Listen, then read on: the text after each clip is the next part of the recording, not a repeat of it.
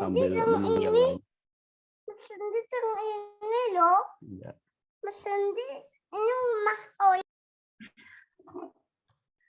Ya, Assalamualaikum warahmatullahi wabarakatuh. Waalaikumsalam warahmatullahi wabarakatuh. Ya, selamat malam semuanya. Kembali lagi bersama kita di Teras Bahasa dan Budaya Banyumasan dalam Bincang Budaya. Terima kasih untuk teman-teman semuanya yang sudah bisa bergabung pada malam hari ini. Topik pada malam hari ini kita akan membahas mengenai kajian sastra dan media. Nah, kita mempunyai dua pemateri. Yang pertama ada Mas Panji Satrio Binangun, SOS ya. Saya akan membacakan kurikulum vitae-nya. Beliau lahir di Solo, menyelesaikan studi S1 Hubungan Internasional Fisik UNS, melanjutkan studi S2 Kajian Budaya UNS, aktivitas di luar studi tergabung dalam komunitas Solo Human Interest Photography, Visip Fotografi Club, dan lembaga pers mahasiswa Kentingan UNS. Salah satu publikasinya adalah Hibriditas Nation dan Aspek Nostalgis, representasi pasca kolonial dalam lagu-lagu Jawa Suriname, yang terbit di jurnal Kawistara Sekolah Pasca Sarjana UGM pada tahun 2020. Dan untuk pemateri yang kedua ada Mas Mahmud Zulfikar ya, SOS. Beliau lahir di Indramayu, Jawa Barat, menyelesaikan studi S1 di Prodi Sastra Indonesia FIB UNS. Semasa kuliah menjabat sebagai Ketua PMII Rayon Rangga Warsito FIB UNS. Aktif sebagai narasumber di berbagai diskusi, baik di dalam fakultas ataupun lintas fakultas. Baik soal bahasa dan sastra ataupun kebijakan politik yang menjadi banyak penolakan oleh berbagai unsur kalangan marginal. Saat ini sedang aktif bersama Serikat Petani Indonesia, cabang Indramayu, dan sedang fokus membangun desa. Ya, itu adalah informasi mengenai pemateri-pemateri pada malam hari ini.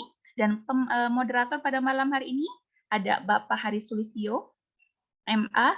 Beliau ikut di komunitas penerjemah Balai Bahasa Provinsi Jawa Tengah dan sekaligus founder Teras Bahasa dan Budaya Banyumasan. Ya, untuk mengingat waktu, silakan Bapak Hari untuk bisa menjadi pemimpin selaku moderator pada malam hari ini. Waktu dan tempat dipersilakan.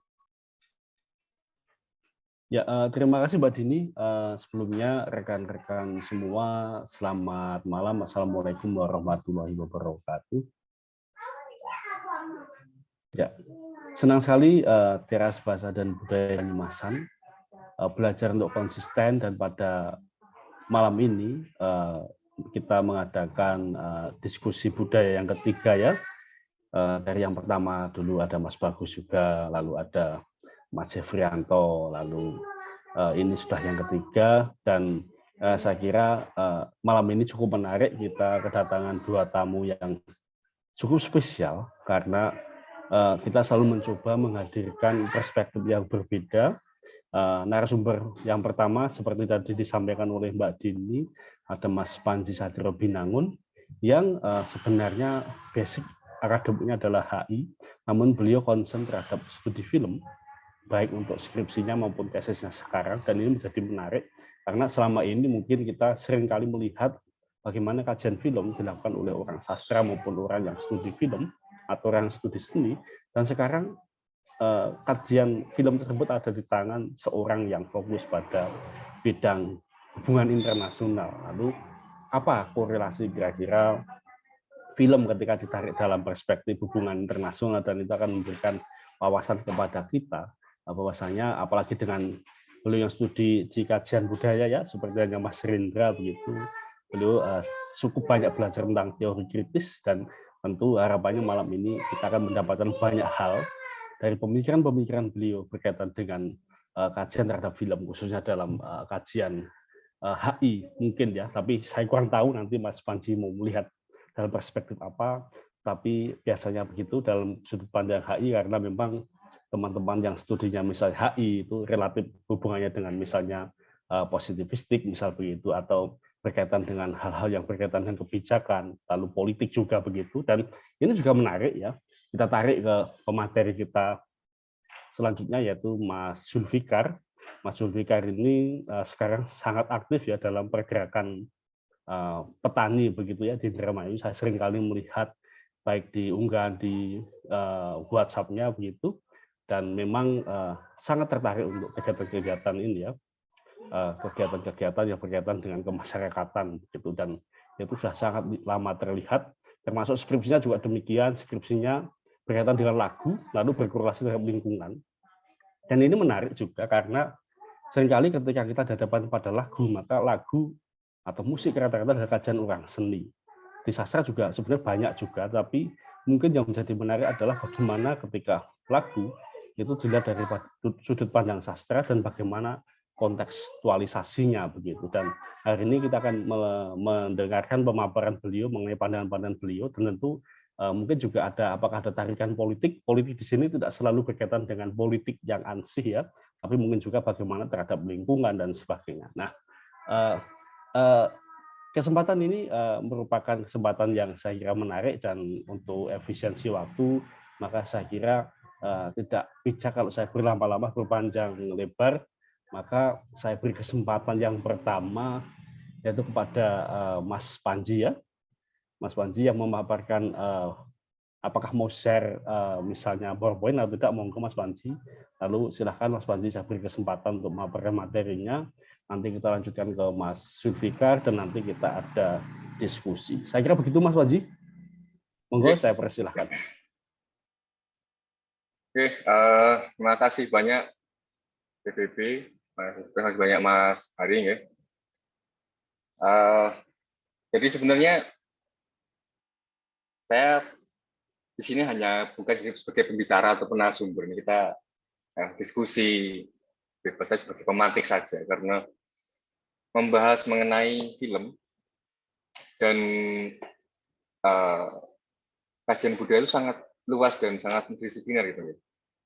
Jadi pada saat diminta Mas Hari kemarin, saya juga bingung nih mau bahas dari mana dulu nih. Jadi daripada saya menjadi pembicara atau narasumber, saya rasa juga ilmu saya belum sewah itu, jadi kita akan diskusi saja. Oke, baik, terima kasih. Selamat malam sebelumnya. Ini juga ada Mas Rendra. Salam kenal Mas Rendra, saya sering lihat di grup WA, tapi belum pernah bersinggungan secara langsung budaya kajian budaya. Oke, ya. Jadi seperti yang tadi saya sudah sampaikan ya, jadi dalam kajian budaya itu membahas mengenai film, mengenai sinema ini sangat-sangat luas, dan karena memang secara natur ilmunya kajian budaya ini memang multidisipliner. Jadi untuk membahas film dalam perspektif kajian budaya itu juga tidak mudah untuk dikategorikan. Jadi tapi dalam secara umum, gitu, secara riset yang sudah dilakukan, itu sebenarnya ada beberapa pola yang bisa kita lihat. Sebenarnya kajian budaya ini rata-rata umumnya itu membahas tentang apa sih? Sebelum nah ini hasil dari observasi saya ya. Jadi bukan berdasarkan apa yang dikatakan oleh ilmuwan, tapi dari observasi saya melihat rata-rata penelitian-penelitian dalam kajian budaya yang topiknya tentang film itu topiknya apa saja sih, isu-isu yang dibahas di situ. Jadi karena kajian budaya ini bisa dibilang sebagai studi yang membahas tentang ideologi, biasanya yang ditemukan pertama kali pada saat mengkaitkan kajian budaya dengan film adalah pembahasan tentang representasi. Jadi bagaimana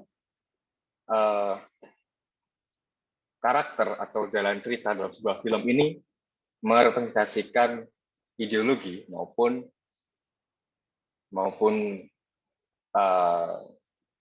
apa ya, bisa dikatakan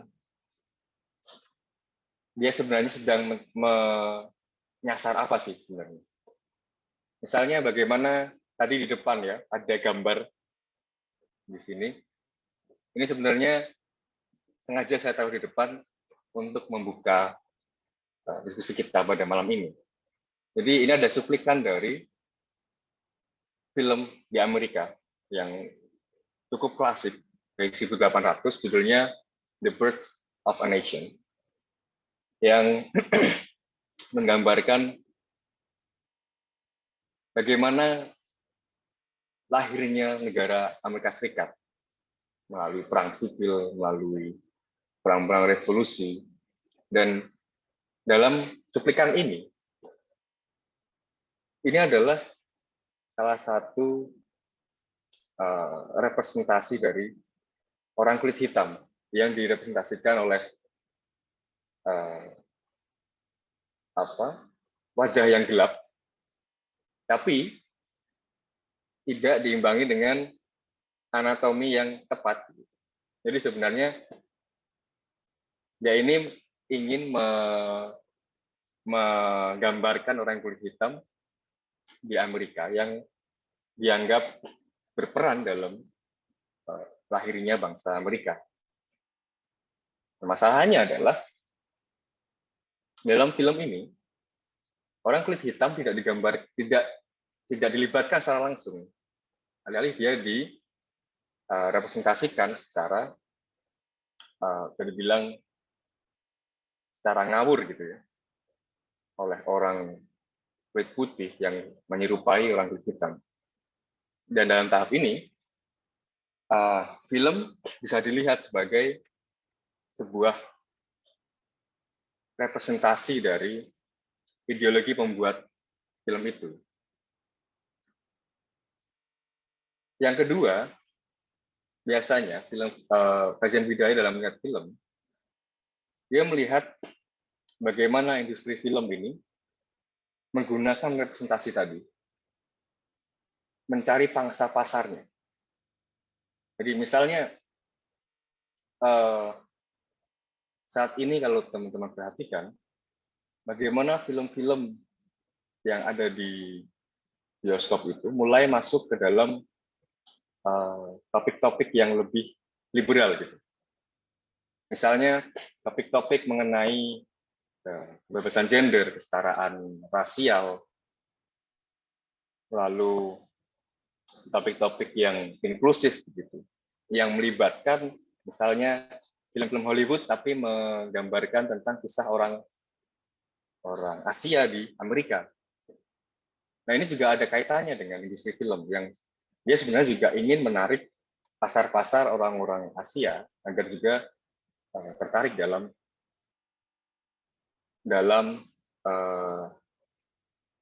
film itu, untuk menonton film itu. Nah, yang terakhir karena film ini juga tentu ada kaitannya dengan industri, ada juga kaitannya dengan politik. Bagaimana tidak hanya ekonomi politik saja, tapi juga murni politik, di mana film ini sebenarnya digunakan untuk mengkritik, misalkan mengkritik kebijakan atau mengkritik representasi yang salah tadi, ideologi-ideologi yang muncul di masyarakat. Misalnya seperti yang baru-baru ini sedang tayang di Netflix itu, namanya All Quiet on the Western Front. Itu adalah film tentang Perang Dunia Pertama, di mana di situ digambarkan secara humanis bahwa perang ini sebenarnya bukanlah sesuatu yang wah gitu. Karena selama ini film menggambarkan perang dengan sangat aksi, sangat indah secara estetik, melakukan drama pun dengan spektakuler gitu, dengan sangat tembakan yang meledak-ledak dan sebagainya. Tapi film All Quiet on the Western Front ini dia menggambarkan bahwa perang itu bukanlah sesuatu yang menyenangkan sama sekali. Dan kita sebenarnya tidak bisa menikmati perang ini dengan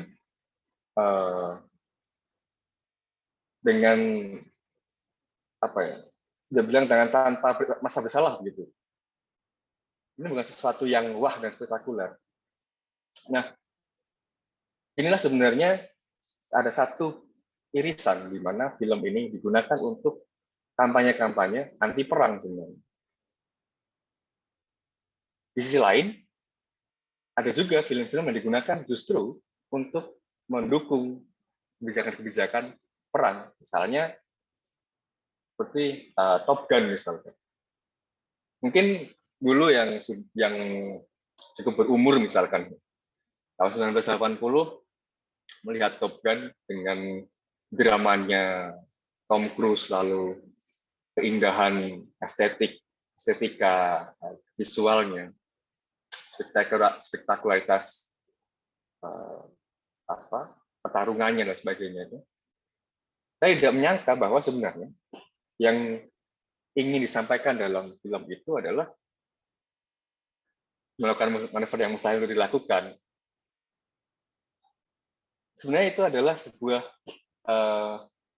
propaganda bahwa Amerika ini ternyata mampu melakukan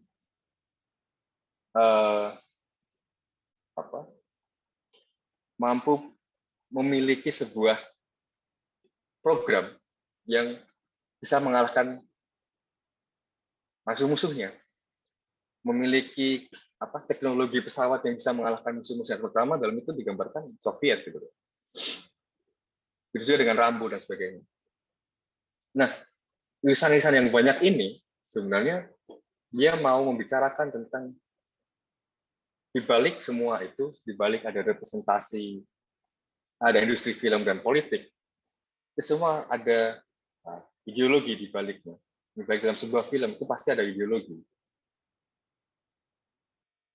Sebenarnya seperti kajian sastra, seperti kajian linguistik itu, bahwa di balik sebuah karya sastra pasti juga ada ideologi penulisnya. Nah, karena film ini adalah sebuah evolusi, pengembangan yang lebih lanjut daripada sebuah sastra, yang dari budaya tulis, membaca, dan juga ada budaya verbal, cita-cita verbal, lalu digabungkan antara yang visual tadi, digabungkan dengan audio, menjadi sebuah penceritaan yang saya bilang sesuatu yang baru, karena kita bisa dibawa, imajinasi kita bisa dibawa untuk masuk ke dalam dunia yang mungkin tidak pernah kita alami sebelumnya, dunia-dunia surrealis. Dan menjadi persoalan kenapa ideologi ini bisa cukup muncul begitu ya menurut saya. Cukup jelas muncul di film adalah karena justru film ini menggunakan kombinasi antara audio dan visual tadi. Persis menggunakan audio dan visual tadi untuk menghalangi imajinasi penonton, sehingga dia sesuai dengan apa yang dikatakan oleh si saudara gitu. Pada saat kita mungkin yang science fiction yang baru-baru aja mungkin seperti Avatar,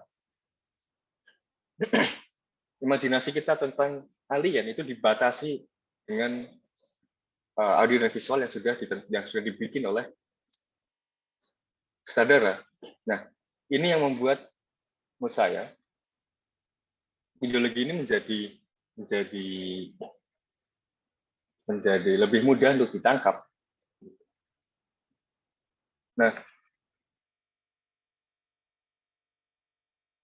jadi menurut Phillips dalam 2005 ini saya tambahkan pendapat ahli akademisi gitu ya, agar apa yang saya katakan tentu tidak cuma pendapat saya terus. Jadi film ini sebenarnya selayaknya seperti yang saya bilang seperti karya sastra, memang merefleksikan kepercayaan fundamental dalam masyarakat. Nah, tapi kepercayaan yang ditampilkan dalam sebuah film ini tidak melulu muncul secara eksplisit gitu. Film juga membagi ideologi yang muncul dalam film ini menjadi 3 bagian. Jadi ada yang implisit, yang dia tidak secara gamblang merepresentasikan ideologi, tidak secara gamblang, maksudnya tidak secara gamblang membahas tentang ideologi, hanya sebatas menunjukkan saja bahwa ini loh, misalkan tadi seperti cuplikan The Birth of a Nation tadi. Ini loh ada penggambaran orang kulit hitam di film ini. Nah, ideologi ini tidak secara langsung dia dimunculkan. Dia harus dilihat dulu secara konteksnya. Konteks dalam pembuatan film ini apa sih? Sekitarnya itu apa? Nah, seperti film Rambo atau Top Gun tadi, yang tidak secara eksplisit membahas bahwa ini adalah menunjukkan kehebatan Amerika ataupun menunjukkan kebijakan pro perang Amerika. Tapi kita harus melihat konteksnya pada saat itu. Lalu yang kedua adalah eksplisit. Eksplisit ini film ini dia secara gamblang langsung mengkritik seperti tadi yang film-film anti perang misalkan. Dia jelas, stance-nya jelas, posisinya dia jelas sebagai film yang memang saya sebagai sutradara tidak akan menggambarkan film sebagai sesuatu yang spektakuler. Saya akan membuat sebuah film yang lebih humanis. Dan yang terakhir adalah film yang netral. Film yang menurut Philip, ini adalah film yang eskapis, yang berfokus pada hiburan semata, sehingga film-film ini rata-rata tidak memiliki stance yang kuat. Tapi menurut saya, sebenarnya film-film yang netral itu juga tidak sepenuhnya netral. Film-film yang eskapis ini justru dia sebenarnya punya kandungan ideologi juga.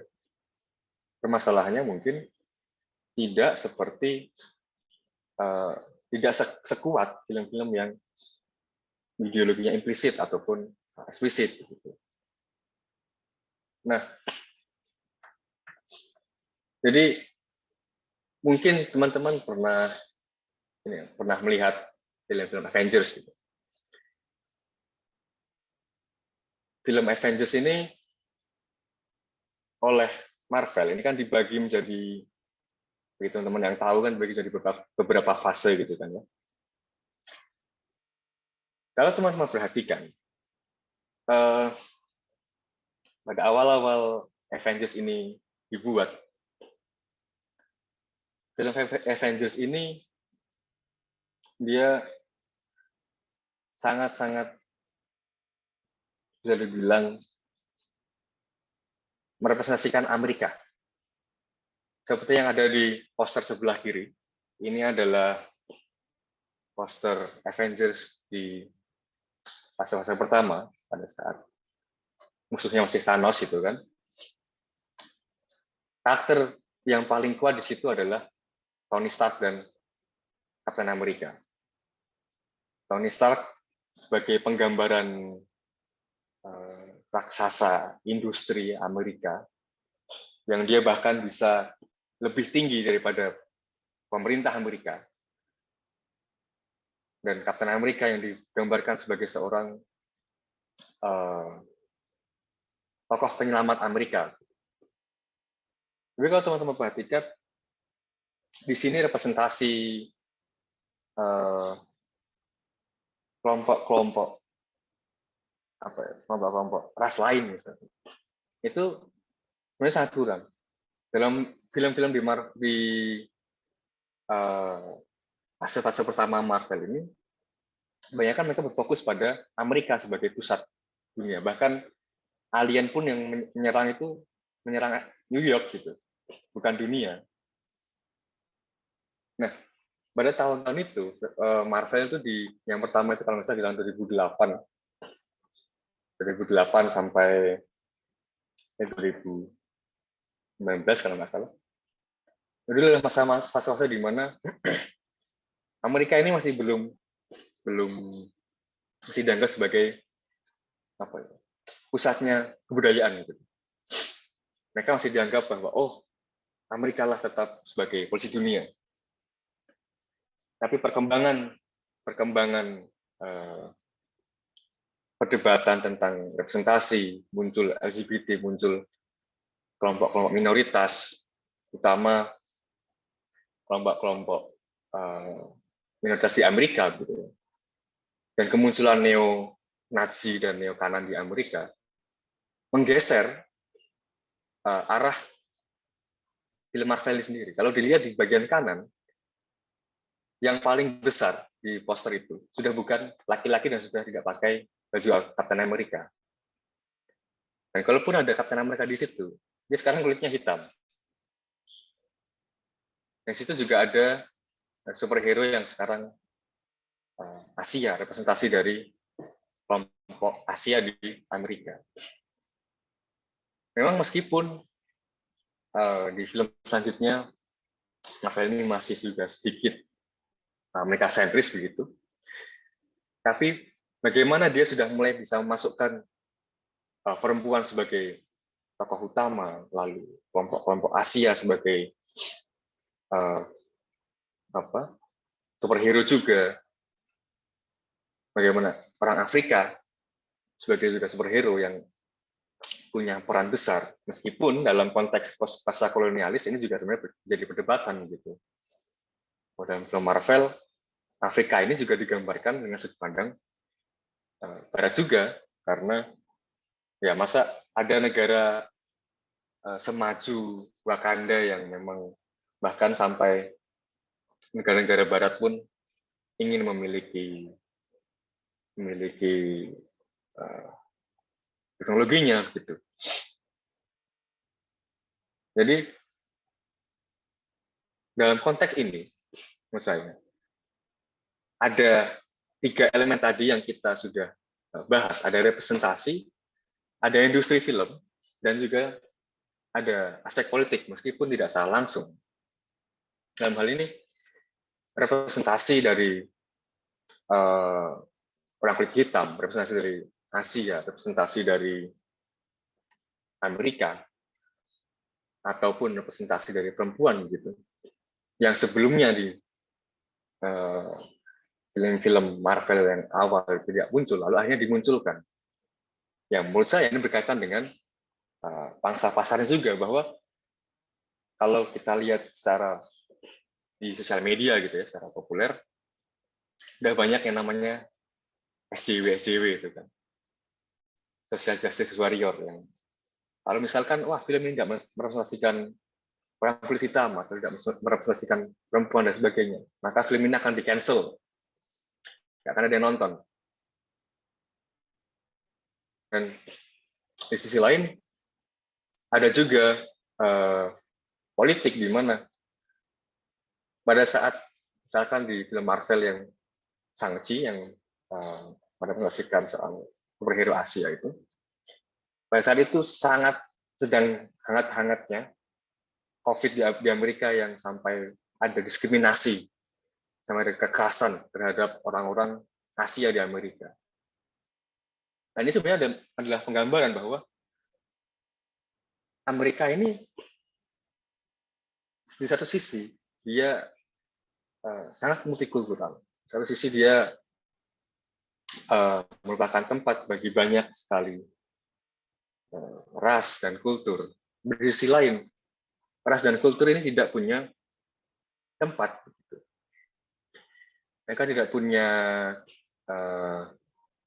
banyak komunitas yang didiskriminasi, dan itu digambarkan melalui film Shang-Chi ini. Meskipun tetap menurut saya film Marvel ini masih sangat Amerika sentris begitu. Meskipun dengan representasinya. Nah, ini adalah kenapa saya memberikan Avengers sebagai salah satu contohnya, karena disinilah menurut saya kajian budaya ini bisa melihat film, karena terkadang kita melihat film ini sebagai sesuatu yang hiburan gitu. Mungkin bagi beberapa orang ini adalah satu bagian ideologi netral mungkin dalam sudut pandang Philips tadi. Tapi sebenarnya film-film Marvel ini tidak sepenuhnya terlepas begitu saja dari sebuah ideologi. Dia punya representasi, punya refleksi dari apa yang terjadi di masyarakat sekitar, dan terutama karena ini ada sebuah production house besar, tentu di situ ada kaitannya dengan industri. Nah, industri kaitannya dengan supply dan demand. Pada saat penonton ini ingin film-film yang seperti ini, tentu penonton ini, tentu production house ini akan berusaha untuk mengikuti pangsa pasarnya. Nah, sehingga ini akan selalu punya nuansa yang berbeda sesuai dengan pangsa pasarnya. Atau dengan kata lain, kita bisa melihat apa tren yang ada di masyarakat hanya dengan melihat film yang laku pada saat itu. Begitu. Nah, berikutnya, ini mungkin saya akan membahas tentang apa yang pernah saya tulis di skripsi saya. Yang di sini lebih kental dengan pembahasan dengan politik. Gitu. Karena jika dibahas dengan industri film, agak sulit karena film ini tidak pernah tayang di Indonesia dan tidak pernah diperjualbelikan. Bahkan filmnya sampai sekarang masih bisa kita tonton di YouTube dengan gratis. Tapi tadi dibahas oleh Mas Hari, bagaimana saya sebagai mahasiswa hubungan internasional melihat film ini dalam perspektif hubungan internasional. Mungkin agak sedikit melenceng dari kajian budaya, tapi setelah saya pikir-pikir, kajian budaya juga sangat multidisipliner, jadi bisa jadi termasuk, bisa jadi tidak. Tapi yang ingin saya bahas di sini adalah bagaimana dalam film ini tidak hanya kita melihat semiotikanya saja. Maka dari itu tadi judul dari presentasi saya adalah melampaui gambar. Bahwa tidak hanya kita membahas tentang semiotikanya, apa itu, bagaimana itu direpresentasikan, bagaimana orang-orang kulit putih atau kulit hitam direpresentasikan, atau bagaimana orang kulit putih merepresentasikan orang-orang kulit yang lain dan sebagainya. Tapi juga bagaimana konteks dari film ini pada saat dia didistribusikan, pada saat dia dibahas, setelah didistribusikan lalu didiskusikan, ini menurut saya juga penting dan menarik. Karena dalam The Act of Killing, film ini tidak bisa didistribusikan dengan leluasa pada saat itu. Tidak lolos LSF, otomatis tidak bisa ditayangkan di bioskop, dan penayangannya hanya bisa dilakukan secara bilang sembunyi-sembunyi. Jadi penayangan di Act of Killing ini sangat terbatas, menggunakan meminta izin ke produsernya, lalu kita bisa menayangkan. Itu pun kalau tidak diprotes oleh ormas, karena film ini sangat sensitif begitu di Indonesia. Namun yang menarik sebenarnya justru film ini bukan di Indonesia, bukan bagaimana film ini dibahas di Indonesia, tapi bagaimana film ini dibahas di luar negeri. Film ini yang menggambarkan tentang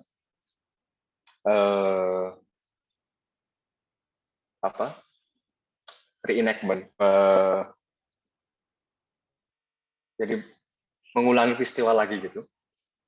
Reka adegan 65 di Medan, reka adegan pembantaian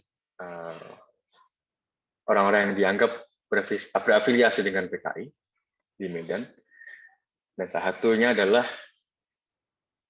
Anwar Kongo yang dia bagian dari Ormas. Nah, film ini pada saat ditayangkan di luar negeri, yang mendapatkan respon yang luar biasa, yang mana orang-orang di luar negeri ini lalu mempertanyakan, kok bisa di Indonesia ternyata ada sebuah genosida yang sebegitu hebatnya, dan ini dilakukan tanpa verifikasi apakah kamu orang PKI ataupun tidak, dan pun itu diverifikasi menurut mereka ini adalah sebuah pelanggaran HAM berat. Yang menarik adalah bagaimana orang-orang ini lalu berkumpul, mereka ada di membentuk sebuah organisasi yang ada yang sudah lama organisasi dibentuk, ada yang memang baru dibentuk setelah film ini muncul, yang digunakan untuk menekan pemerintah Amerika maupun pemerintah Indonesia untuk meminta maaf kepada korban-korban 65. Dalam konteks ini, film ini ternyata tidak hanya sebagai sebuah hiburan, tidak hanya sebagai sebuah representasi apa atau apa, dan ternyata sebagai sebuah alat politik. Ternyata melalui film ini, yang bentuknya dokumenter, dokudrama, yang secara metode etika juga sedang dipertarungkan sebenarnya, diperdebatkan oleh para sineas, ini ternyata bisa digunakan sebagai alat politik, nggak semata-mata sebagai sebuah tontonan yang menghibur. Dan dampaknya itu sebesar film ini digunakan sebagai rujukan dalam buku laporan International People's Tribune IPT 65, yang itu adalah sidang HAM internasional yang digunakan untuk menuntut pemerintah Indonesia mengkaji apakah pemerintah Indonesia ini melakukan pelanggaran HAM berat pada tahun 65. Dan film ini digunakan sebagai salah satu pembuka, gitu, disebutkan dalam pembukaan itu. Jadi konteks di mana film ini dibuat, didistribusikan, dan didiskusikan ini juga penting ternyata. Dan selanjutnya, untuk menutup sharing saya pada malam hari ini, saya akan sedikit menyinggung mengenai, ini adalah tesis yang sedang saya kerjakan, yaitu mengenai pelarangan film Kucu Putih Merindahku di Kota Depok. Dan film ini sebenarnya sudah lolos sensor, gitu ya. Nah, lolos sensor, tapi lalu oleh beberapa pemerintah kota dan kabupaten di Indonesia, lalu film ini dilarang untuk tayang, nggak boleh sama sekali untuk tayang. Padahal film sudah lolos sensor, secara legal dia sudah bisa didistribusikan, tapi lalu ada anggapan bahwa film ini tidak sesuai dengan moral, dengan nilai moral, dengan norma masyarakat kota-kota atau kabupaten tertentu itu yang melarang. Nah, yang ingin saya sampaikan melalui membahas film ini adalah bahwa ternyata jika tadi kita melihat bagaimana konteks film ini pada saat film didiskusikan ini ternyata berdampak besar. ternyata film ini ada juga film yang dia ini tidak hanya sebagai sebuah art politik, tapi film ini juga ternyata bisa berbenturan dengan nilai-nilai di masyarakat tertentu. Nah, dalam penelitian saya itu, film Ku Tumbuh Indahku ini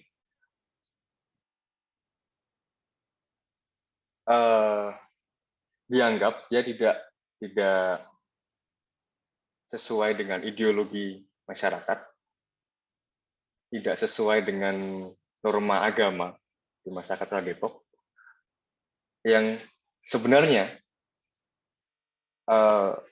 di Kota Depok ini sudah muncul narasi-narasi, wacana-wacana tentang anti-LGBT, sehingga pada saat film ini muncul, pada saat film ini ditayangkan, film ini lalu mendapatkan protes yang cukup kuat karena dia dianggap sebagai sebuah mengganggu stabilitas masyarakat di situ, begitu. Tapi tidak berhenti di situ saja. Film ini ternyata juga digunakan sebagai momen bagi pemerintah Kota Depok, terutama oleh wali kotanya, sebagai sebuah usaha untuk memberikan penghargaan gitu, bahwa ini loh, saya adalah pemerintah yang religius, dan jika ada film seperti ini, maka saya akan melarangnya. Karena film ini tidak sesuai dengan ideologi yang sudah kita sepakati, dalam tanda kutip. Nah, di sini menurut saya, film ini tidak hanya sebagai sebuah sebagai untuk menggambarkan suatu ideologi saja. Jadi kalau Garis sendiri sudah mengatakan bahwa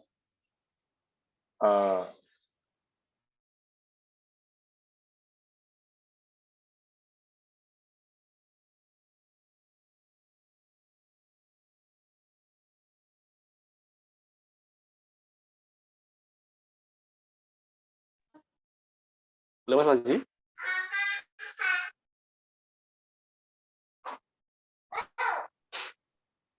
Halo Mas Panji. Halo. Oh, ya maaf. Ya, monggo. 5 menit lagi Mas Panji ya. Oh iya. Jadi melalui film ini, sebenarnya film ini tidak hanya sebagai sebuah representasi saja, representasi dari misalkan Lengger Lanang yang merepresentasikan gender dan budaya dan budaya tradisi di Banyumasan terutama. Tapi juga ternyata dia bisa memunculkan sebuah ketarungan ideologi yang ujung-ujungnya ternyata perang ideologi ini berkaitan juga dengan politik, berkaitan juga dengan industri ternyata, dan representasi juga gitu. Nah,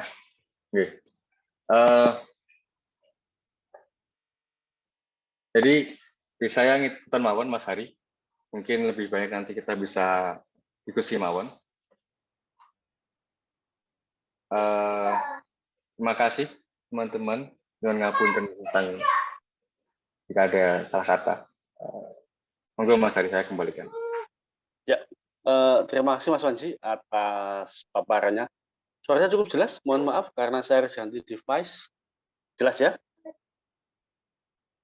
Ya, Mas Panji, terima kasih atas paparannya yang sedemikian kompleks dan komplit ya, ditarik dari film di Amerika, lalu film yang cukup menarik tentang 65 dan tentang film yang sekarang sedang ngetren di Indonesia dan begitu begitu ini ya, begitu memunculkan berbagai kontradiksi dan beliau sudah memaparkan materinya dengan sedemikian komplit. Dan selanjutnya tentu untuk efisiensi waktu kita akan memberikan kesempatan yang seluas-luasnya kepada Mas Zulfikar untuk menyampaikan materinya.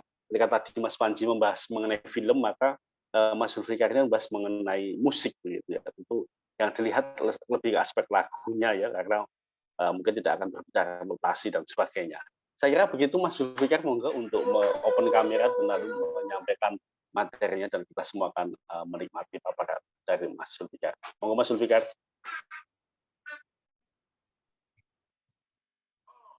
Tes, halo, halo. Ya, Mas Zulfikar, monggo, cukup jelas? Ya, jelas suaranya ya? Sangat jelas, Mas Zulfikar. Oh ya, Bismillahirrahmanirrahim. Assalamualaikum warahmatullahi wabarakatuh.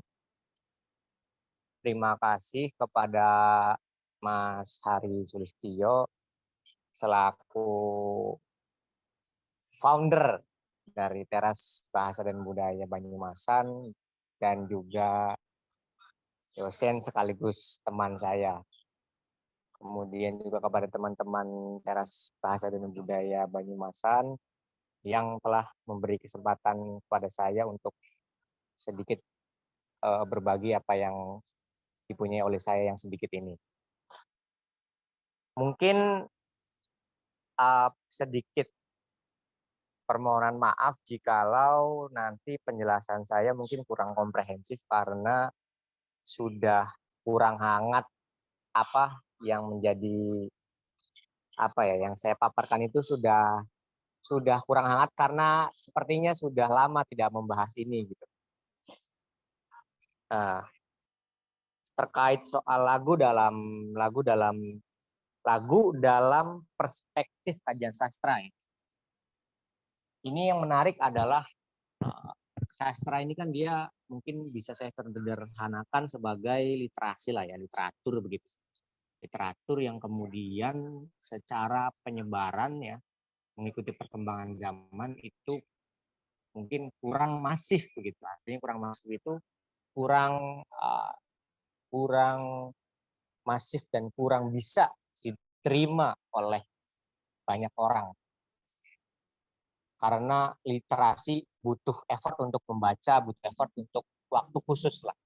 Berbeda mungkin dengan lagu yang persebarannya lebih cepat dan maknanya lebih mendalam karena ada instrumen lagu, ada teknik vokal, dan juga ketika dibuat video klip memang mungkin ada sentuhan-sentuhan unsur visual begitu, sehingga lebih mudah diterima. Maka kemudian ada wacana yang membahas soal alih media begitu ya, seperti musikalisasi puisinya. Siapa? Sapardi Djoko Damono misalkan. Misalnya begitu yang mulai banyak diterima oleh orang banyak melalui Ari Reda itu ya. Nah, di sini mungkin saya sebagai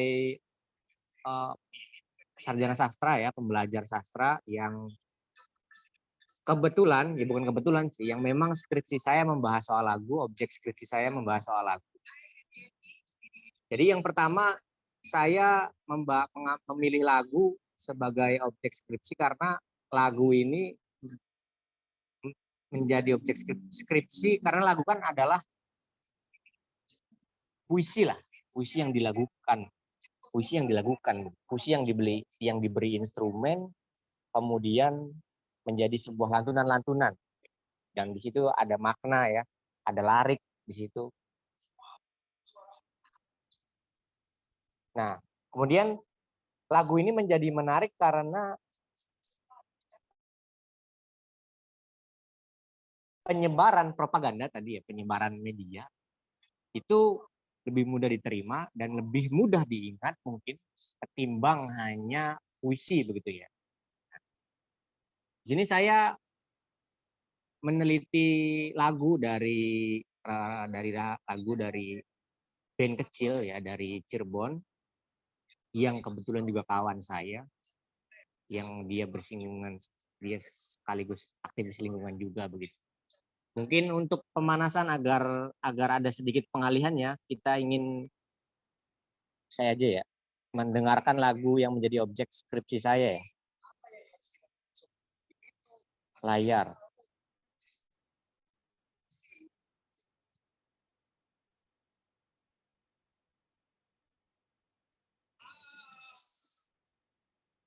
Cara share screen gimana ya? Ya, dibantu Mas Bahrul, Mas Sulfikar. Mas Bahrul, mau dibantu, Mas? Mungkin saya bisa bantu ya nanti. Iya, minta tolong. Oke, baik. Link yang saya taruh di komentar itu. Oh ya.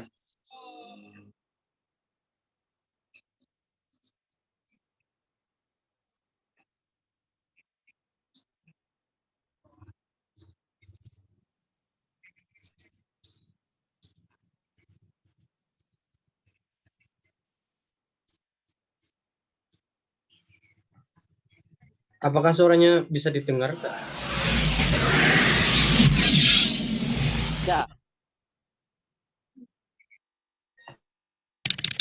Tapi nge-lag layarnya.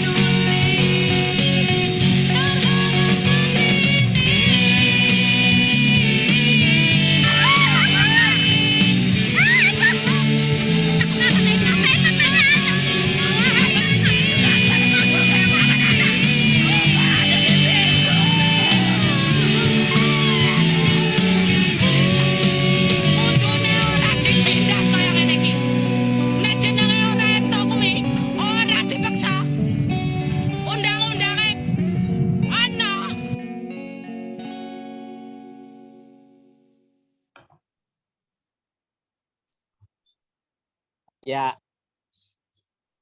itu salah satu lagu dari objek penelitian saya ya dalam skripsi.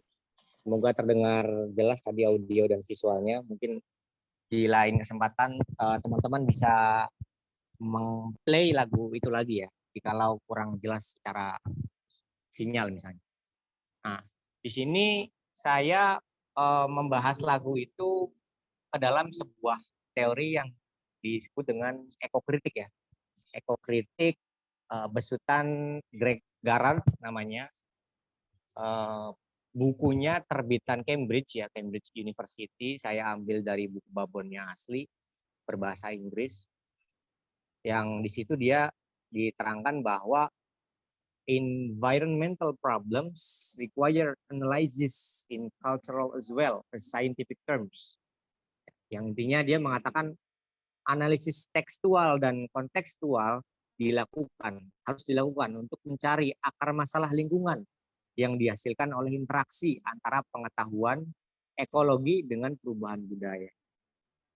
Nah, artinya selain yang pertama, ekokritik ini adalah bukan kritik sastra yang membahas terkait permasalahan lingkungan. Kemudian Greg Garrard juga mengatakan bahwa kerusakan lingkungan ini juga harus ditelisik, harus dianalisis penyebabnya dengan interaksi. Jadi perubahan budaya dengan kerusakan lingkungan itu ada korelasinya. Intinya begitu kata Greg Garrard. Nah, kemudian sebelum itu juga saya menaruh satu pembeda ya. Saya selalu ingin ada perbedaan gitu antara karya saya dengan skripsi yang lain. Di manfaat penelitian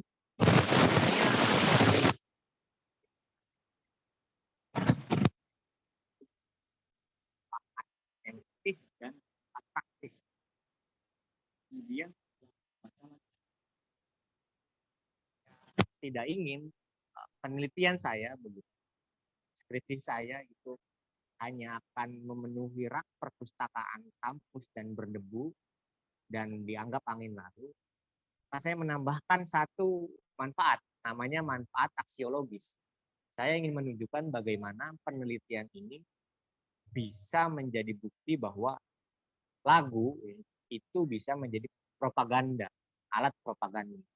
Dan penelitian ini ingin membuktikan itu. Nah, kemudian sebelumnya ya, saya juga pernah beberapa minggu yang lalu, saya pernah mengisi diundang juga oleh si Rahasia ini tadi ya, Rahasia band namanya, untuk mendiseminasi skripsi saya yang membahas soal lagu-lagu mereka di kampus IAIN Cirebon, Institut Agama Islam Negeri Syekh Nurjati Cirebon, sekaligus live performance dari bandnya. Di situ saya diminta untuk menjelaskan mengapa saya memilih lagu mereka untuk diteliti dan alhamdulillah di situ memang teman-teman IAIN Cirebon sangat dekat dengan diseminasi publik. Jadi berbeda dengan teman-teman saya di UNS Sastra Indonesia yang dia lebih dekat dengan mengkaji puisi begitu. Kurang aktivis lah kalau dibandingkan dengan teman-teman IAIN gitu, kondisi di UNS Sastra Indonesia. Nah, kemudian dalam diseminasi itu saya ditanggapi ya, ada penanggap dari salah satu dosen sosiologi ya, yang dia mengajar di pengembangan masyarakat Islam. Dia memberi tanggapan bahwa kan di situ Greg Garrard menuliskan bahwa analisis tekstual ya, lagu kan tekstual yang kemudian dikontekstualkan melalui visual, audiovisual tadi ya, video, itu harus dicari akar masalahnya apa, harus dicari analisisnya. Nah, akan tetapi saya tidak menemukan apa kemudian yang Greg Garrard maksud dengan analisisnya ini, kemudian jawabannya apa gitu analisisnya. Apakah yang dicari analisisnya itu hanya sekedar deskriptif mengapa kemudian lagu ini disebut kritik lingkungan, atau lebih dalam lagi kenapa kerusakan lingkungan itu terjadi. Karena mungkin Greg Garrett ini maksudnya mungkin karena Greg Garrett ini bukunya dalam konteks kajian budaya ya, dalam konteks kritik sastra begitu, jadi tidak menerangkan apa yang menjadi faktor utama ya, faktor sumber utama dari kerusakan lingkungan.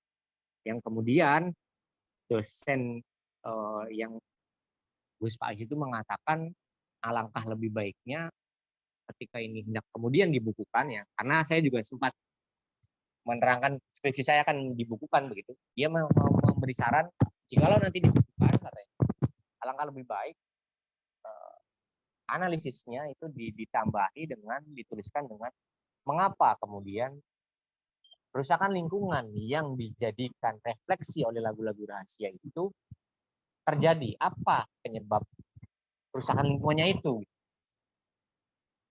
Jadi dia kemudian ditambahkan dengan teori mobilisasi sumber daya, kemudian ditambah lagi dengan teori kesempatan politik. Mungkin semoga ada kesempatan saya seperti Mas Panji ya, bisa kuliah S2 dan bisa menulis disertasi yang kemudian bisa meningkatkan skripsi saya untuk memperdalam meningkatkan tadi untuk menjadi buku. Nah, kemudian di sini kemudian saya mempunyai alasan kenapa lagu tadi dijadikan oleh saya sebagai objek penelitian. Pertama adalah cermin sosial ya. Perampasan ruang hidup, cermin sosial ataupun refleksi yang ditayangkan oleh lagu-lagu rahasia baik secara tekstual ataupun audiovisual itu sangat erat kaitannya dengan perampasan ruang hidup. Bicara perampasan ruang hidup berarti kita juga bicara soal kerusakan lingkungan, perubahan alih fungsi lahan misalnya. Kemudian yang kedua adalah lagu-lagu rahasia tidak banyak menggunakan kata-kata yang metaforik ya, sehingga mudah didengar gitu ya. Mudah didengar, mudah diterima dan mudah dilafalkan sehingga ada efek emosional tersendiri ketika lagu itu mudah dipahami. Dan yang terakhir saya ingin membuktikan karya sastra ini atau lagu ini menjadi media propaganda. Nah, makanya kemudian di situ ditayangkan ya, ada penggusuran di Bandara Kulon Progo, ada penggusuran di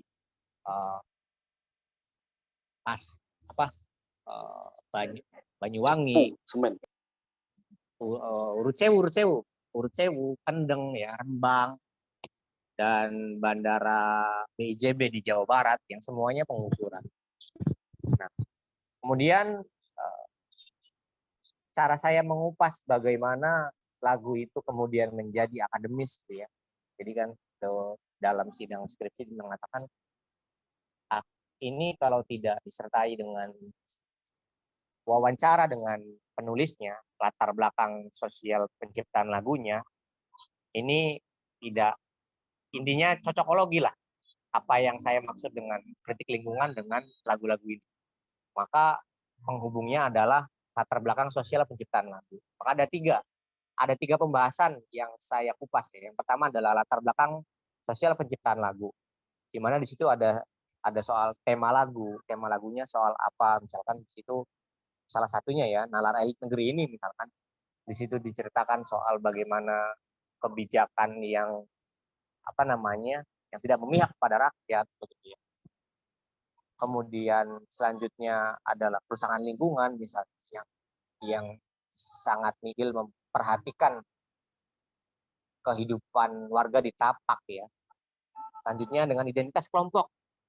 Identitas kelompok ini biografi band rahasia ya secara kelompok begitu ya.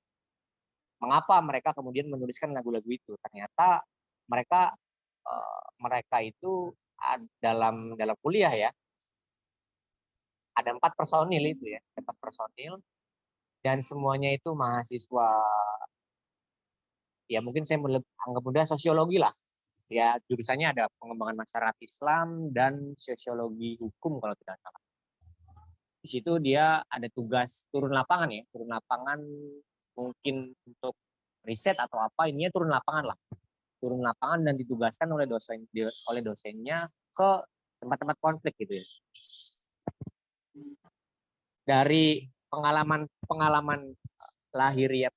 lahiriah itu kemudian yang membuat mereka akhirnya kemudian juga aktif ya, berinteraksi ya, berdiskusi dengan kawan-kawan Front Nahdliyin untuk kedaulatan sumber daya alam ya, teman-teman Nahdliyin yang sering mengadvokasi korban-korban dampak lingkungan hidup, kerusakan lingkungan hidup. Band ini atau personilnya aktif di forum diskusi itu, di kelompok itu.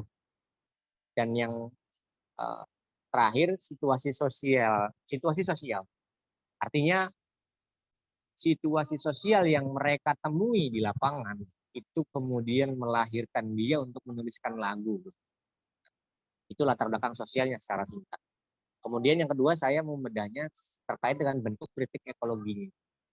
Bentuk kritik ekologinya misalnya salah satunya AMDAL dipungkiri, di situ kan ada AMDAL dipungkiri. Nah di situ ada sebuah kritikan ya dari teman-teman aktivis lingkungan yang mengatakan bahwa pembangunan yang dilakukan oleh pemerintah ini seringkali dia tidak melihat analisis mengenai dampak lingkungan, lebih kepada market oriented, lebih kepada ya intinya kalau ada pembangunan semua minggir, intinya gitulah bahasa mudanya.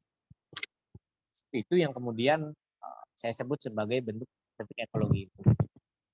Nah, kemudian yang terakhir adalah representasi ya.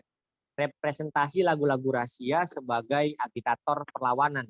Artinya yang saya maksud tadi sebagai media propaganda, lagu-lagu rahasia ini, ya salah satunya tadi yang berjudul Nalar Elit Negeri ini, itu berhasil menjadi alat propaganda ya, alat propaganda. Karena satu tadi diikat oleh situasi sosial, kemudian dibuktikan lagi dengan bentuk kritik ekologinya, dan yang terakhir adalah bagaimana lagu ini kemudian menjadi masif, sering didengarkan oleh teman-teman sebelum melakukan aksi misalnya. Makanya di video klipnya ada potongan ya, ada potongan lagu, ada potongan video gitu terkait dengan ketika melakukan konsolidasi ataupun diskusi tempat-tempat konflik.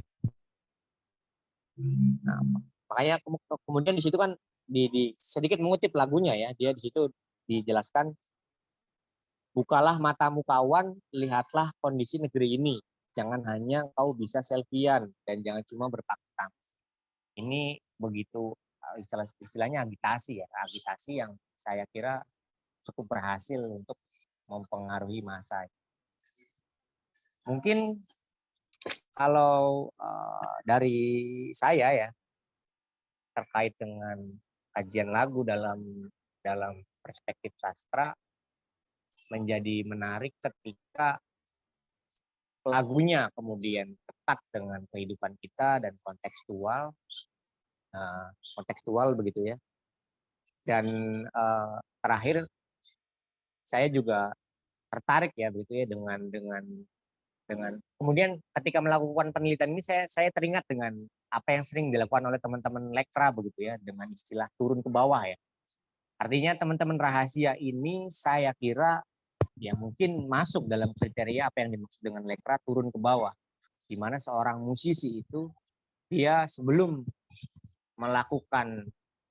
menuangkan karyanya ya, baik secara lukis ataupun patung ataupun tari-tarian ataupun sandiwara teatrikal, puisi, novel, itu dia berangkat dari kehidupan sehari-hari, berangkat dari keresahan sosial, berangkat dari kondisi masyarakat yang tertindas lah begitu.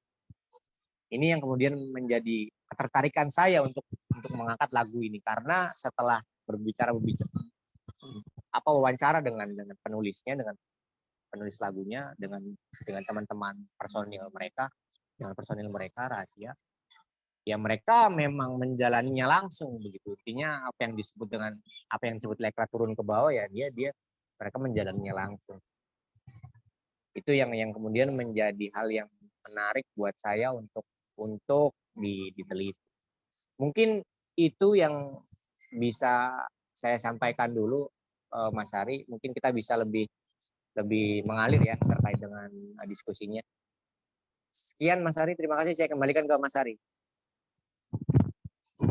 Ya, terima kasih Mas Zul ya atas paparannya yang tidak kalah luar biasa dengan tadi yang pertama Mas Panji. Mas Zul menceritakan bagaimana konteks dari lagu tersebut berkaitan dengan tentu ini berkaitan juga ketertarikannya karena memang kita amati Mas Zul ini sangat intens dalam hal misalnya mengadakan ini ya pembelaan terhadap masyarakat dan sekarang sudah fokus juga terhadap masyarakat petani di kawasan Indramayu itu. Dan ternyata pilihan-pilihan lagunya termasuk ketika mengerjakan skripsi itu relate dengan apa, dengan ideologi yang dimilikinya, gitu, ada kecenderungannya gitu. Nah, tadi sudah Mas Panji memaparkan tentang berkaitan dengan film, lalu Mas Sun memaparkan tentang lagu. Maka saya kira ini menarik sekali dan tentu rekan-rekan sudah ingin bertanya atau mengemukakan pendapatnya dan pengalamannya dan sebagainya, maka saya kira kesempatan ini akan kita buka tanya jawab, lalu rekan-rekan yang ingin berkomentar atau menanyakan sesuatu kepada dua narasumber kita, saya persilakan. Monggo yang mau bertanya atau berkomentar mengenai paparan pembicaraan kita malam ini, saya persilakan. Silakan, monggo. Izin Mas Hari. Ya, monggo Mas Raditya Wempi dari Blitar, monggo. Ya, sebelumnya Assalamualaikum warahmatullahi wabarakatuh. Ya, terima kasih untuk kesempatannya.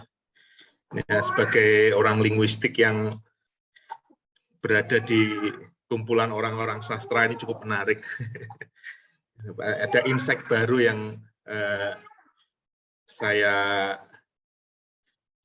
dapatkan dari paparan-paparan tadi dari Mas Panji Satrio Binangun. Ini saya kaget dengan namanya Mas Panji Satrio Binangun. Binangun itu desa di Blitar Selatan yang agak tinggi gitu. Mungkin adakah relevansinya dengan desa itu Mas Panji ya? Saya nggak tahu nih. Baik, pertanyaan saya terkait dengan paparan dari Mas Panji dan tadi dari Mas siapa yang satu lagi tadi ya? Mas Zulfikar. Iya, Mas Zulfikar, mohon maaf.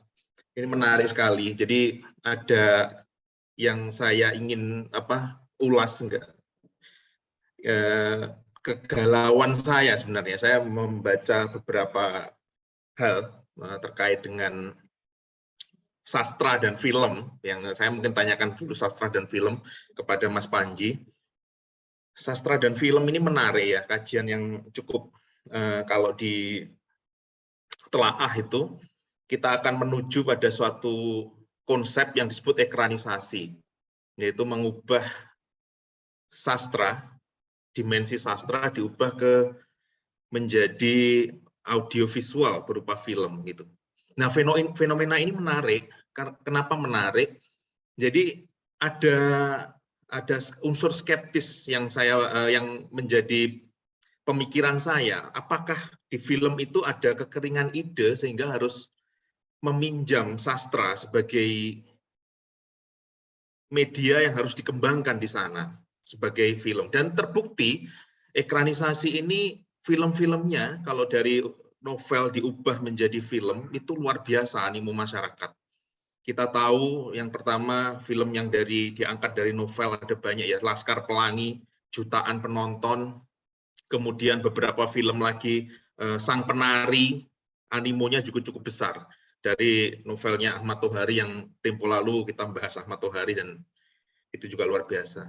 Nah, pertanyaan saya untuk Mas Panji, apakah ekranisasi ini justru membuat sastra itu lebih merendahkan sastra dan mengangkat filmnya, atau justru sastra yang beruntung karena diangkat oleh film?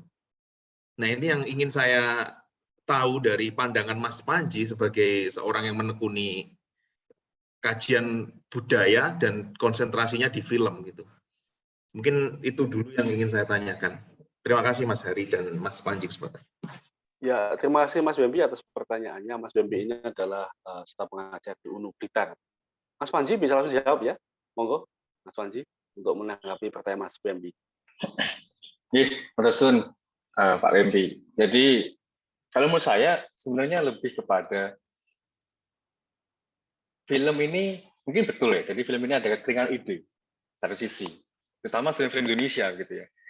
Yang dari dulu saya selalu mempertanyakan, kok sudah bertahun-tahun film Indonesia ini sepertinya nggak pernah ada perubahan yang signifikan, yang ini nggak cuma cari untung di industri saja gitu, tapi kita sudah seharusnya masuk ke ranah-ranah yang lain. Dan keamerikanisasi kalau menurut saya jawaban yang paling aman dan paling sederhana adalah karena biasanya novelnya laris, filmnya pasti akan laris. Dan yang menurut saya sedikit agak kurang menyenangkan adalah pada saat justru seperti yang saya bilang tadi, film ini persis karena dia menampilkan visual dan audio, dia lalu membatasi imajinasi penonton sesuai dengan imajinasi sutradara. Sedangkan bagi orang yang suka sastra mungkin akan lebih memilih untuk membiarkan imajinasinya liar bebas begitu pada saat membaca kata per kata, kalimat per kalimat. Nah, tapi kemungkinan menurut saya ada satu gelombang masyarakat di mana yang dibaca dan yang laris adalah novel-novel yang mungkin yang difilmkan, yang diinkrisasi adalah novel-novel yang pertama laris, yang kedua tidak terlalu, mungkin bukan yang terlalu nyastra banget gitu loh, Mas. Jadi yang misalkan Laskar Pelangi mungkin zaman dahulu ya, termasuk satu novel yang hebat juga. Tapi pada saat saya nonton waktu saya kecil, ya menurut saya itu menjadi cerita yang berbeda lagi dari novelnya. Karena saya juga pernah baca novelnya dan nonton filmnya waktu saya kecil, dan ada perbedaan imajinasi. Dan menurut saya akhirnya yang ingin dicari adalah justru membandingkan tadi. Dan untuk beberapa kasus, saya malah justru tidak begitu tidak tertarik untuk melihat film yang yang merupakan ekranisasi dari novel, karena sudah terlanjur ada bayangan-bayangan tertentu dalam benak saya. Dan pada saat nonton biasanya itu ya saya hanya nonton film yang beda aja sih, yang kebetulan ceritanya sama. Kalau menurut saya yang paling aman begitu ya, itu adalah karena film ini mencari dalam konteks industri saja, dia mencari aji mumpung begitu. Tapi berkaitan dengan tadi soal rendah-merendahkan itu, sebenarnya agak sulit juga ya untuk membahas soal rendah-merendahkan, karena menurut saya juga nggak selalu seperti itu kasusnya. Bukan soal apakah film merendahkan atau novel lalu diuntungkan, karena pada akhirnya semua tergantung pada behavior, pada perilaku penikmatnya, perilaku yang nonton ataupun perilaku yang membaca novel tersebut. Karena justru pengalaman saya itu yang baru-baru ini nonton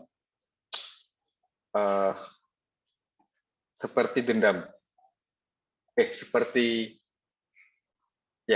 dendam. Lalu apa ya bilang? Saya lupa. Rindu harus dibayar dengan tuntas. Rindu harus dibayar tuntas. Itu kan ekranisasi dari dari novel Ika Kurniawan juga kan, Ika Kurniawan. Dan saya belum baca novelnya. Tapi pada saat setelah menonton film itu, memang ada ketertarikan untuk membaca. Tapi sampai sekarang juga nyatanya saya nggak baca sih sebenarnya. Karena pada saat nonton filmnya saya sudah terlanjur ada di dunia itu yang dibikin oleh sutradara dengan visual yang sedemikian, dengan penceritaan yang sedemikian. Dan pada saat kebetulan ada yang bisa saya pinjam bukunya kan. Pada saat melihat cuplikan novelnya, sinopsisnya itu merasa kayak sudah terlanjur semua bayangan yang ada di film itu. Begitu juga sebaliknya tadi waktu nonton Laskar Pelangi, jadi hal yang berbeda. Nah, mungkin permasalahannya adalah pada saat ekranisasi ini sebatas mengalihmediakan novel menjadi film saja, bukan lalu memunculkan sebuah penceritaan baru melalui media yang berbeda. Mungkin dalam konteks itu yang menjadi persoalan gitu. Tapi dalam konteks kaitannya antara sastra dan film sendiri, saya rasa bisa jadi diuntungkan, bisa jadi juga tidak. Tapi sejauh ini yang saya observasi, saya perhatikan, keduanya sebenarnya sama-sama saling menguntungkan sebenarnya. Satu sisi, gitu Pak. Ya, demikian tadi tanggapan Mas Panji ya atas pertanyaan Mas Wempi. Cukup Mas Wempi ya? Cukup, luar biasa. Terima kasih. Ya, tapi mungkin ini menarik menjadi pengetahuan kita bersama. Misalnya Mas Zulfikar mau membahas mengenai musikalisasi puisi begitu Mas Zulfikar, karena itu juga banyak dan mungkin Mas Zulfikar juga punya concern di sana begitu. Mas Zulfikar mau menambahi atau kita memberi sesuatu pada penanya selanjutnya? Lanjut aja, Mas. Oke, lanjut ya. Silakan Ya, ada bertanya lagi. aja. Silakan bertanya lagi menanggapi dari pemaparan dua materi kita. Sebelum nanti pertanyaan Mas Igo yang di chat nanti saya bacakan ya. Tapi silakan saya kira untuk open mic terlebih dahulu. Monggo. Ada yang menanggapi atau bertanya mengenai materi kita malam ini? Saya, Mas. Silakan. Oh ya, Mbak Putri Lestari, monggo Mbak Putri. Diajukan pertanyaannya dan nanti biar dua pembicara kita menanggapi apa yang ditanyakan Mbak Putri. Oke, terima kasih Mas Hari atas kesempatan yang diberikan. Tadi menarik apa yang disampaikan oleh Mas Panji dan Mas Zulfikar berkaitan dengan film dan musik ya. Salah satu bentuk bagaimana kemudian media itu, saya tertariknya adalah bagaimana kemudian media itu bisa sebagai alat untuk mempengaruhi ya. Bisa juga kalau misalnya yang disampaikan oleh Mas Zul, itu kan musik bisa mempengaruhi, bisa sebagai bentuk apa ya, pemrosesan sastra ataupun karya dalam bentuk suara dan musik gitu untuk mempengaruhi beberapa kelompok, atau bahkan mungkin kalau misalnya di dalam bentuk-bentuk kelompok kadang-kadang musik itu bisa merepresentasikan identitas dari sebuah kelompok, termasuk mungkin kelompok gerakan atau kelompok budaya dan sebagainya, yang itu sangat menarik menurut saya. Juga saya tertarik dengan tadi apa yang disampaikan oleh Mas Panji, saat kemudian hari ini mungkin saya agak berbeda pandangannya saat kemudian melihat bagaimana film-film Indonesia hari ini gitu. Kalau saya rasa ada perkembangan kemajuan di film Indonesia akhir-akhir ini ya, termasuk tadi dalam bentuk pengangkatan sebuah karya sastra di dalam film, ataupun film yang akhir-akhir ini juga muncul yang ternyata mungkin muncul di salah satu platform yang ternyata bisa jadi, karena itu bukan film yang sastra ya, tapi mungkin lebih ke film populer yang bergenre sci-fi gitu. Saya rasa banyak mungkin perkembangan yang juga saya nggak tahu apa yang kemudian mempengaruhi perkembangan film itu. Mungkin juga karena kreasi dari banyaknya sutradara dan produser film yang ada di Indonesia, dan juga banyak juga film-film Indonesia yang ideologis gitu, yang kemudian merepresentasikan daerah-daerah seperti yang tadi disampaikan, yang merepresentasikan budaya, yang ternyata budaya Indonesia itu juga ada yang apa ya, yang sejak dahulu misalnya mendukung LGBT, atau kemudian malah memang ada keberagaman yang ada di Indonesia yang kemudian diwujudkan, dipresentasikan dalam sebuah film gitu. Itu saja mungkin tanggapan dari saya. Terima kasih.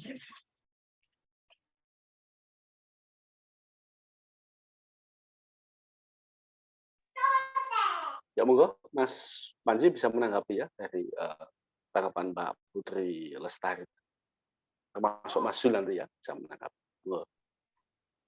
Oke, sebenarnya ya saya setuju juga sebenarnya Mbak, bahwa akhir-akhir ini memang secara perkembangan industri memang ada perkembangan positif di industri film Indonesia memang. Dan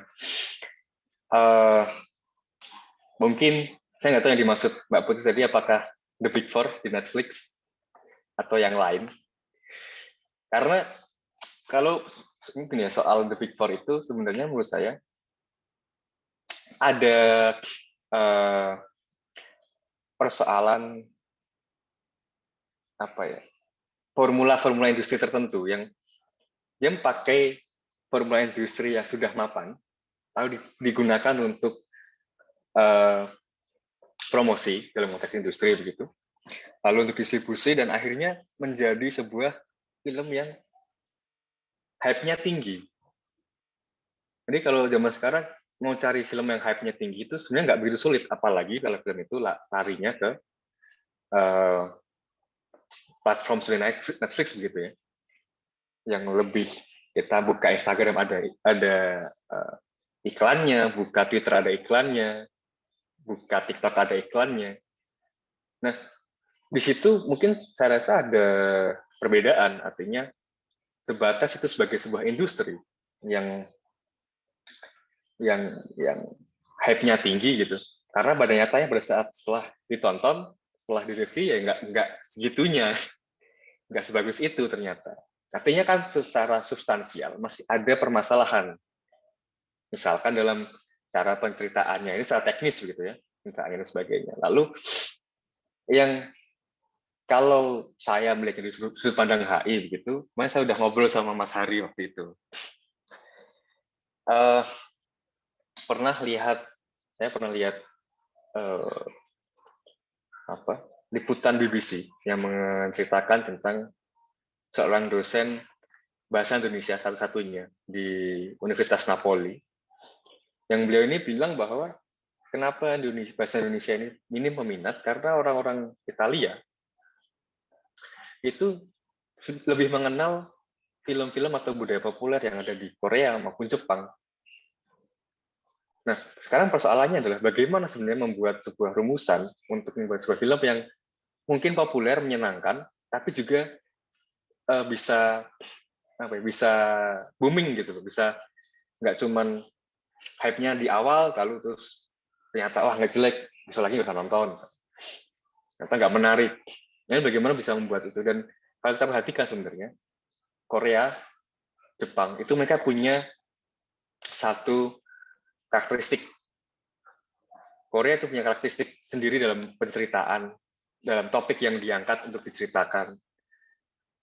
Dan menurut saya film-film Indonesia masih belum sampai situ nih, belum sampai menceritakan, belum sampai untuk membuat sebuah cerita yang punya karakteristik bahwa oh ini film Indonesia. Bahkan sebatas Bollywood, film India, dia punya karakter. Dan Arjun Appadurai dia bilang bahwa Bollywood ini berkritik tiruan murah dari Hollywood, tapi Appadurai perlawanan terhadap Hollywood. Kita punya satu karakter dalam buatan film yang lalu orang terkenal. Dan faktanya, karena saya dari orang HI, maka saya lihat konteksnya. Faktanya, di Indonesia dulu, di era mungkin tahun 2000-an, itu sangat booming film-film India. Bahkan sampai beberapa waktu sebelumnya, yang kayak wayang-wayang itu masih booming. Nah ini yang saya maksud kurang berkembang atau masih belum itu di sini, Mbak. Bukan dalam konteks tadi ya yang sampai The Big Four itu sampai trending itu kan di Netflix top sekian di mana. Mungkin di titik itunya yang menjadi perbedaan. Ya, terima kasih Mas Panji atas tanggapannya untuk Mbak Putri. Lalu Mas Zulfikar mau menanggapi monggo?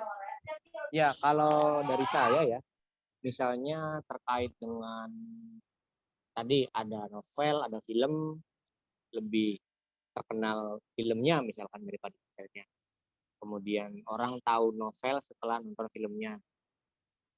Terus juga ada film-film yang apa namanya, terkenal atau hype gitu ya, tadi apa yang disebut Mas Panji, atau engagement-nya tinggi gitu misalkan.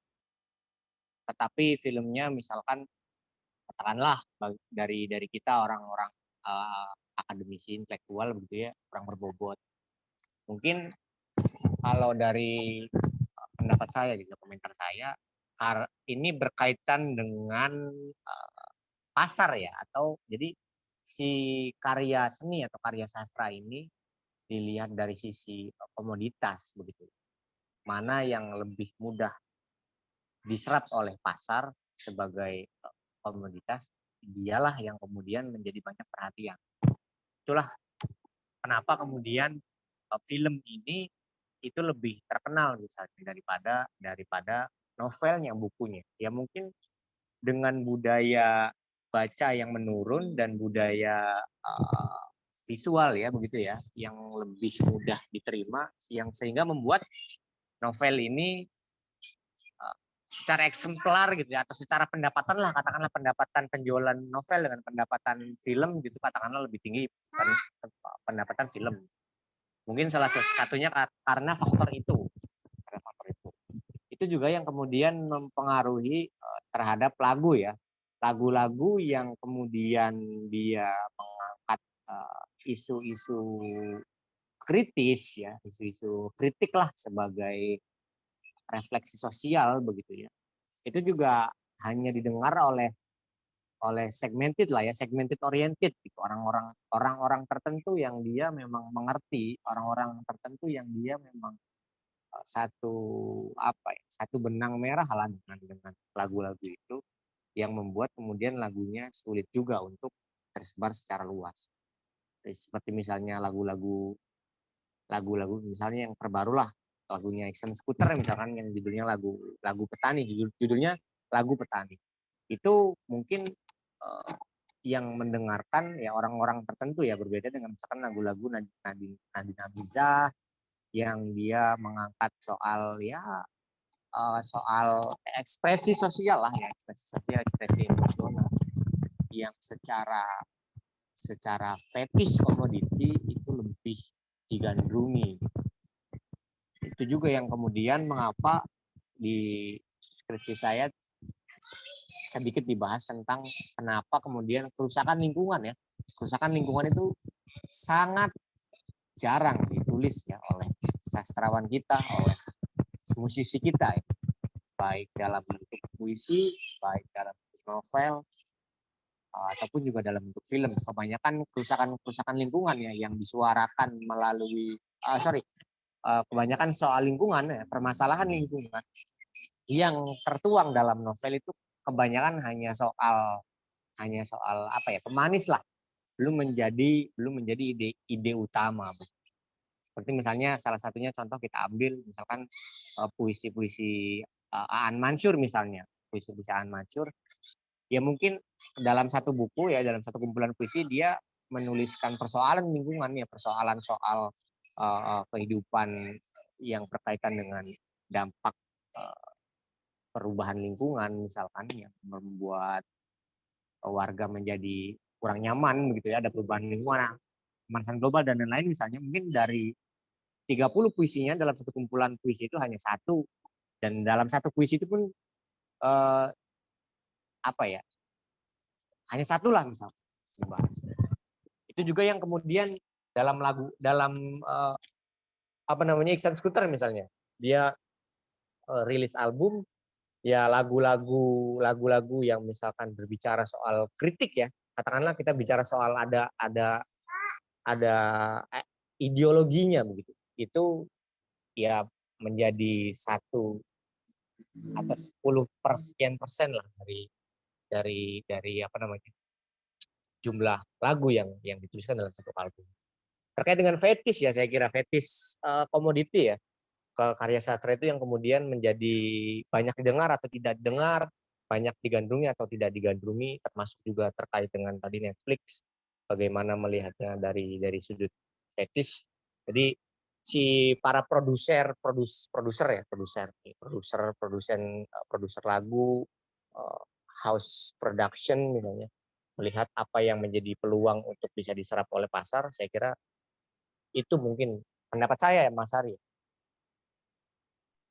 Oke, Mas Zulfikar, terima kasih atas tanggapannya Mas. untuk pertanyaan Mbak Putri ya. Nambahin sedikit boleh nggak Mas? Tentang Mas Ayo, Zulfikar. monggo, Mas Panji. Menurut saya yang menarik sekarang adalah seperti misalkan kalau isu lingkungan itu kan selain skuter di Indonesia ada isir tanah misalkan, atau sekarang namanya Mas Bagus Didanto itu ya. Akhirnya mereka punya pasar sendiri yang justru ini mulai pelan-pelan tumbuh gitu. Jadi memang benar bahwa ada perkembangan wacana juga yang akhirnya justru mendukung isu-isu ini untuk lebih mudah diterima.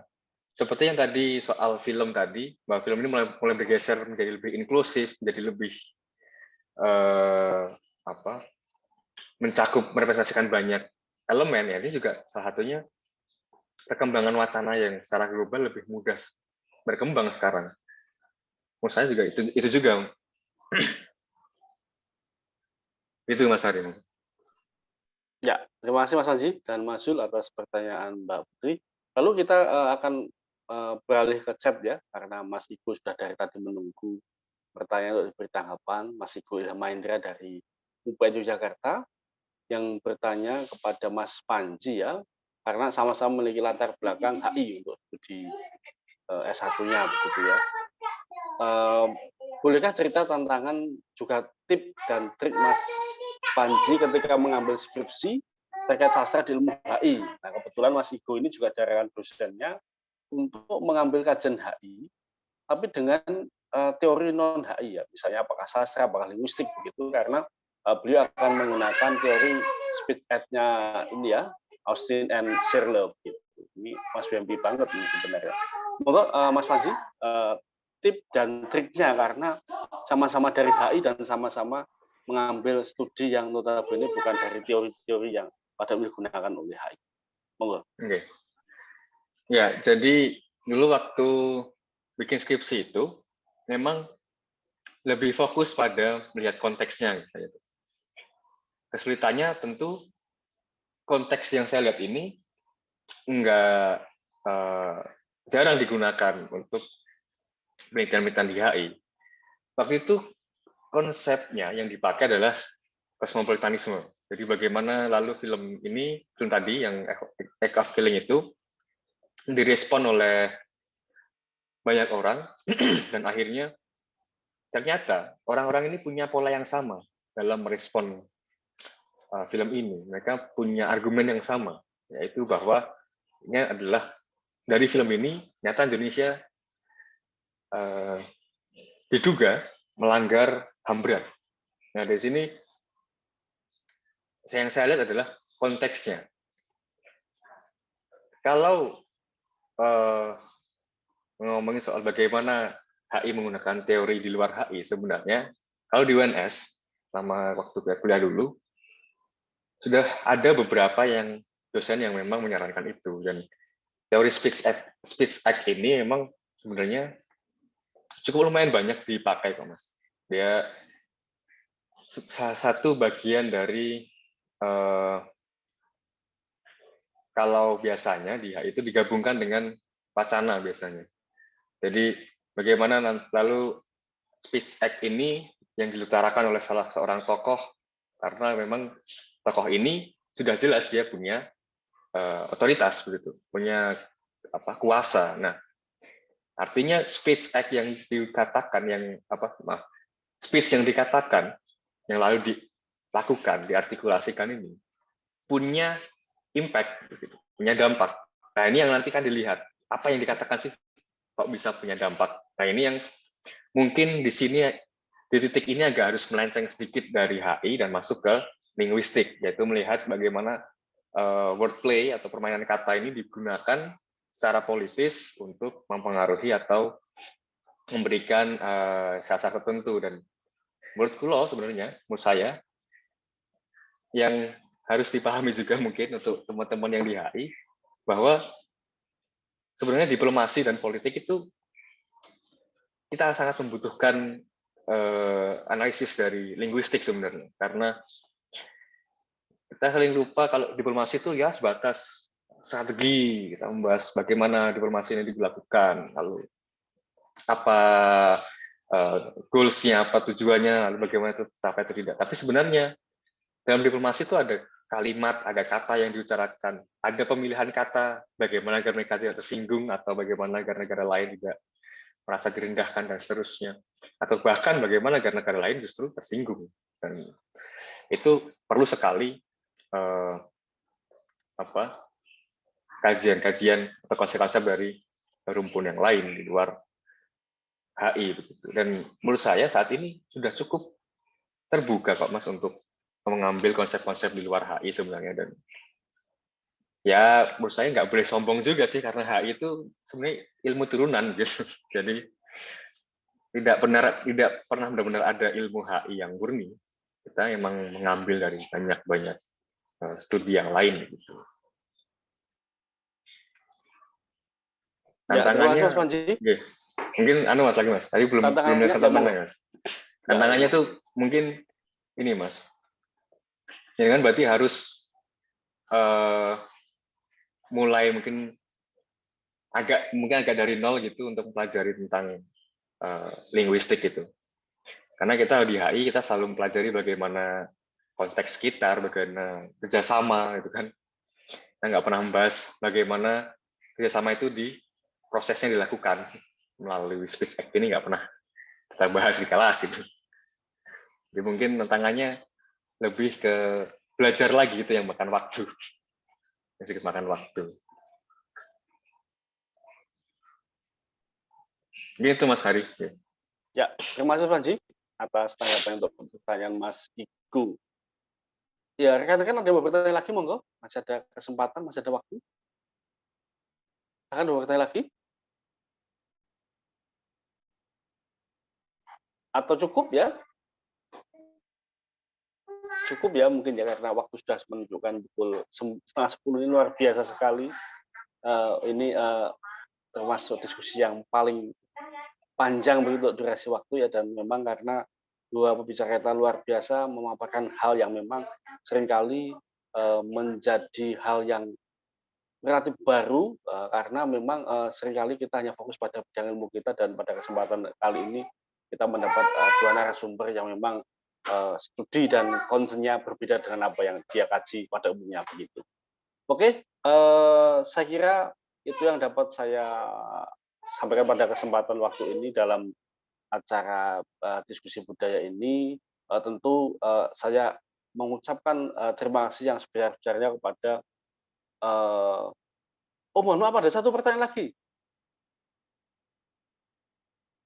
Ini bisa ditanggapi ya, Mas Panji dan Mas Sul ya. Mas Sul masih bersedia untuk menanggapi satu pertanyaan, Mas Sul? Nggih, monggo Mas. Ya, ini Mas Sul bisa dibaca ya. Selamat malam, sebelumnya perkenalkan saya Mira Maslahatul Latifah, mahasiswa sastra Indonesia UNES ya, dari Semarang ya. Jauh-jauh dari Semarang ya, Mbak Mira. Maka kita beri kesempatan satu pertanyaan. Izin bertanya untuk Mas Zul, bagaimana menjawab pertanyaan dosen ketika memilih objek kajian lagu, sedangkan dalam rangka kajian sastra berorientasi pada sebuah teks dan sebuah lagu memiliki tambahan keunggulan dari segi audio yang menambah kesan enak didengar.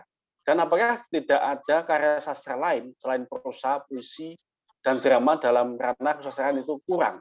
Terima kasih atas kesempatan pertanyaan. Monggo Mas Zul bisa dijawab dengan singkat dan bisa memenuhi apa yang diinginkan Mbak Mira. Siapa tadi namanya? Mbak Mira, Mas. Mbak Mira ya, Mbak Mira dari UNES. Mungkin kalau soal lagu ya saya kira bukan hal baru ya. Maksudnya Mbak Mira bisa mencari kajian pustaka lah. Maksudnya kajian penelitian terdahulu terkait dengan penelitian baik itu skripsi ataupun jurnal yang membahas, yang meneliti tentang lagu gitu. Terus kemudian apakah tidak ada, mungkin maksudnya pilihan objek penelitian kali ya. Apakah selain prosa, puisi dan drama itu Ya, Mas.